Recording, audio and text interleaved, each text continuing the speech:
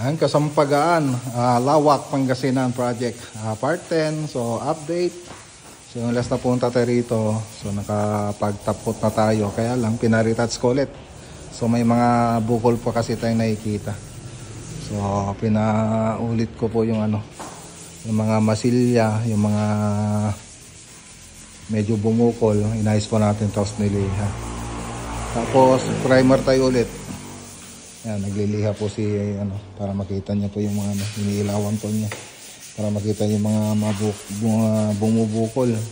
So dito, may konting i-retouch pa po tayo rito sa may master bedroom. So pati dito. So ito yung last na ginawa natin, yung nag-overtime. So pinapayos ko na rin ito.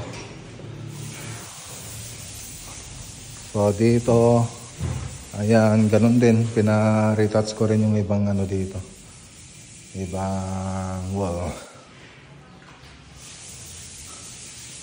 So, ayun, pagkatapos na ito, matapos lang nila ito. Gusto ko kasi lahat ng sulok nito maganda yung pagkakapintura nila. So, ito naman yung sa may dirty kitchen. Ayan, ayun, ayusin pa ni Edwin yun. May konting diferensya.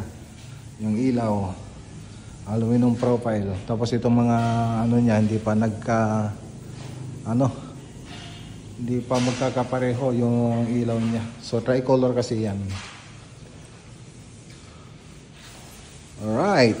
So, yan lang naman yung update dito sa Lawak, Pangasinan.